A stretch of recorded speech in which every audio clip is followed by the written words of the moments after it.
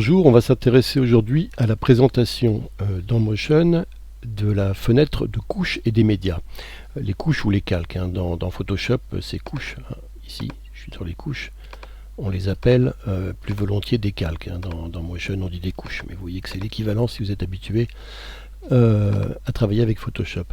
Donc, on a vu ici la fenêtre de projet, on voit que les couches ou les calques donnent un certain nombre d'informations. Par exemple, le rectangle ici, on voit ici que c'est une forme, déjà, en plus il y a le nom à côté, rectangle, mais j'aurais pu le rebaptiser. Rien qu'avec cette petite icône, on voit quand même que c'est une forme. Et ici, avec cette icône de roue ici, on voit qu'on lui a appliqué un comportement. Et ici, avec cette icône ici, celle-là, des deux petits bouts de pellicule, on voit qu'on lui a appliqué un filtre. Non seulement on les voit, mais on peut les enlever. C'est-à-dire qu'ici, vous voyez, si je clique là, je désactive l'écriture activée. Si je clique ici, je désactive aussi le filtre de flou circulaire. Je peux les réactiver en recliquant dessus, comme ça. Ça permet, en fait, quand le triangle ici, là, évidemment le triangle me dit que j'ai des deux choses, mais si le triangle est fermé ici, ça me permet de savoir que ces deux choses sont là, que j'ai un comportement et un filtre qui a été ajouté. Donc, vous le voyez, ici, si j'ajoute par exemple un filtre d'éclat, par exemple, hop, à la ligne, vous voyez que tout de suite, on voit ici que ce filtre, même si je suis fermé ici, j'ai un filtre d'éclat sur la ligne. Vous voyez l'éclat ici, il est là. Je vais en mettre beaucoup pour qu'on le voit bien, en rouge ici. Et vous le voyez, si je clique dessus, hop, j'enlève mon effet de brillance. Voilà, en faisant comme ça. En fait, c'est une autre manière de l'enlever, c'est de faire delete comme ça.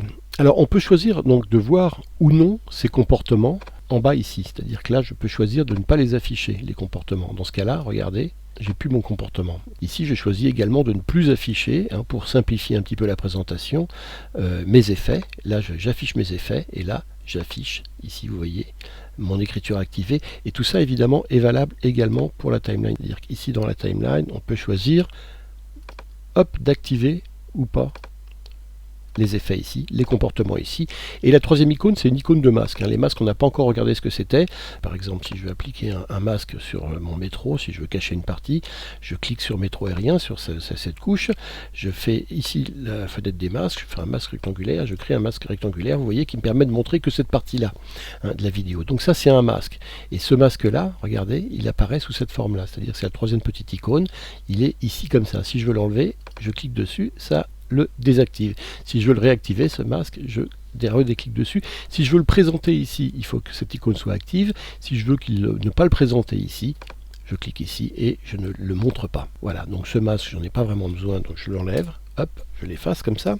Il y a un cadenas aussi en bout de couche qui permet de verrouiller la couche. Donc vous voyez ici, elle est grisée dans la timeline. Ça veut dire que je ne peux pas y toucher. Si je veux être certain de ne pas bouger accidentellement une couche ou un ensemble de couches, il me suffit de les verrouiller comme ça ici. Et bien évidemment, je déverrouille de cette manière-là en cliquant sur le cadenas une deuxième fois. On a exactement les mêmes choses que ce qu'on vient de voir ici dans la timeline en dessous. C'est-à-dire que toutes les couches sont représentées de la même manière et encore une fois ici on choisit d'afficher ou de ne pas afficher. Les masques ici, je les affiche, les comportements avec la petite roue et les effets avec les petits bouts de pellicule. Maintenant, on va regarder l'autre fenêtre ici qui est la fenêtre des médias. Alors, dans cette fenêtre, on trouve tous les médias qui ont été importés dans le projet. Pas ce qu'on a créé, pas les lignes et les rectangles ou les textes qu'on a créés, mais les médias qu'on est allé chercher dans la bibliothèque ou dans le navigateur. Et on peut en rajouter. Vous voyez ici, il y en a 4 pour le moment. Il y a le métro aérien, il y a mes deux sons et il y a le petit blur qu'on a également utilisé. Alors, si je veux en rajouter d'autres, regardez, je vais dans le navigateur, je vais dans ma bibliothèque, pardon. Si je veux par exemple prendre une photo, un cadre par exemple, je prends un cadre ici, je mets le cadre, vous voyez que le cadre il apparaît ici dans ma couche mais aussi dans la fenêtre des médias. Dès que je pose un média dans mon projet, il arrive aussi dans la fenêtre des médias. C'est pas pour autant qu'il est copié dans un dossier comme le Final Cut Event, le dossier où on peut avoir tous nos médias copiés. Regardez ce que je veux dire. La photo ici qui est là, je la prends et je la pose dans mon projet. elle arrive ici dans ma fenêtre des médias. Si ensuite par la suite il se trouve que bon, je ferme mon projet Motion, hein, on va le fermer là, hop, et puis un beau jour je l'efface, c'est-à-dire cette photo je me dis tiens, j'ai nettoyé mon dossier, je la mets à la corbeille, j'en ai plus besoin, je rouvre Motion, et là qu'est-ce qui se passe? Paf, bah j'ai plus rien ici, j'ai un petit point d'interrogation en me demandant où est donc le fameux média qu'il y avait là avant. On se souvient qu'il s'appelait Géo machin chose, mais on ne voit plus du tout où il est. Il ne faut pas croire qu'en les posant dans cette fenêtre, on les sauvegarde. Hein. Il faut de toute manière regrouper ces médias dans un dossier si on veut être sûr de bien avoir tous nos objets avec un projet Motion. Il faut être certain d'avoir copié tous les éléments qu'on utilise dans un même dossier. Tous les médias, tous ceux qui sont là par exemple. Ce qui peut être sympa, c'est qu'on peut par ici les retrouver dans le Finder et je vais le chercher ensuite pour le copier, pour en faire une copie. Voilà, je le retrouve ici, mon élément que j'ai utilisé, et je peux le copier dans un dossier avec marqué mes médias pour mon projet Motion. Donc ça sert aussi à ça la fenêtre des médias. Pour être certain de tout garder, à un moment donné, ça peut être bien d'aller afficher dans le Finder un par un les éléments. Tant qu'on est là, vous regardez ces objets, il y a plusieurs informations qu'on voit en haut. Il y a le nom, la durée, le type, la dimension de l'image ici, la taille du fichier, la profondeur de couleur, la fréquence des images quand c'est un film, la date de création, la modification. On n'est pas obligé de tout avoir. On peut choisir par exemple, si je me dis que la date de création ou la date de modification, je m'en fous, que le débit des données, je m'en fous, je fais ça. Il n'est plus affiché le débit des données. Si je veux le réactiver, il faut que je fasse clic droit ici et que je fasse débit des données. On peut trier aussi les fichiers, par exemple ici, on peut les trier, taille du fichier, on peut les trier par par taille. Hop, et vous voyez 4KO, 27MO, ils sont triés comme ça. On peut les trier par genre, on peut les trier différemment par type de média, par exemple, on trie par type de média. Hop, là j'ai mes sons d'abord et puis ensuite, etc. ma vidéo à la fin. On peut également ici, vous voyez, choisir de réorienter tout ça de la même manière que je peux élargir là, je peux aussi choisir de mettre les noms, je peux choisir par exemple de dire ma taille, elle compte pour moi, donc je vais l'avancer, je vais la mettre un peu au début, juste après le nom. On peut réorganiser et personnaliser la fenêtre des médias, un peu comme on veut, de la même manière qu'ici en bas, si je clique sur la petite icône des petits personnages, là, regardez, il y a une petite fenêtre pop-up qui arrive et qui me permet de régler la taille, cette fois-ci, d'affichage, de présentation des médias, et on a la même chose dans les couches, mais c'est pas la même, c'est-à-dire que là, je peux choisir d'avoir des grosses couches, et ici, des tout petits médias, ou vice-versa, ici, je peux choisir d'afficher en gros mes médias, mais mes couches ici en plus petits, voyez.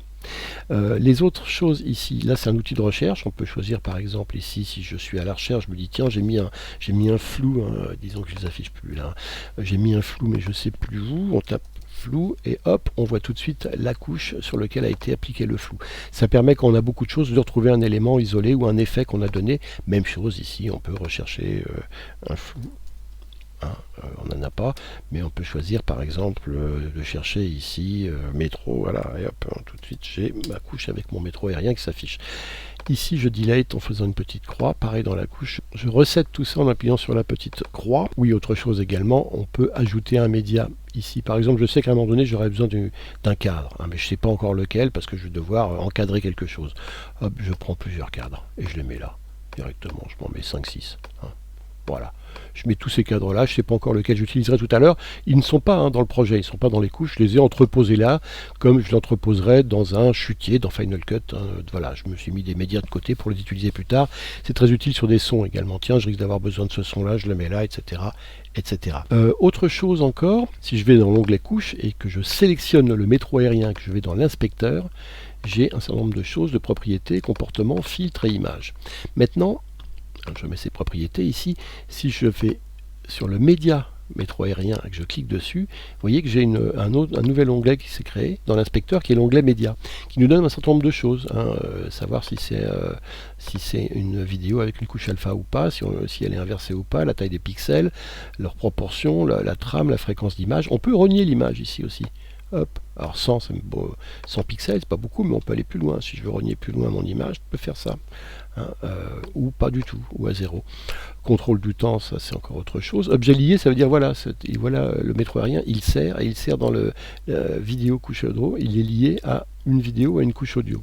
hein. C'est-à-dire que voilà, il est présent ici, ça veut dire, et sur une couche audio. Si je prends un autre élément, par exemple si je prends ma frame, ici, elle est liée à rien parce que je ne l'ai pas encore utilisé. Mon son, il est lié à une couche audio Impact 106. Hein. Donc voilà, je pourrais très bien la renommer ici. Hein. Elle s'appelle Impact 106, mais je pourrais très bien lui redonner un autre nom qui est son ambiance.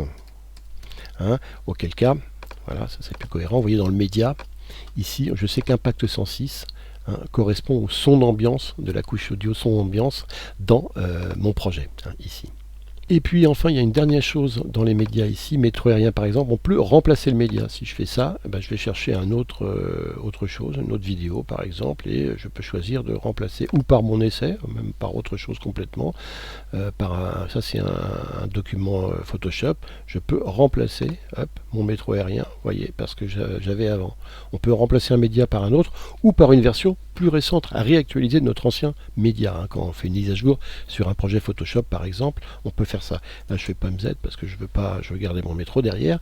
Mais vous voyez, on peut aussi par ici faire des choses actives. Hein. Il n'y a pas seulement des informations ou des métadonnées. Là on a fait le tour de l'interface un petit peu dans Motion et maintenant on va s'amuser à créer des choses. Ça va être plus drôle avec des masques, des formes, etc. dans les prochains tutoriaux. Merci et à bientôt.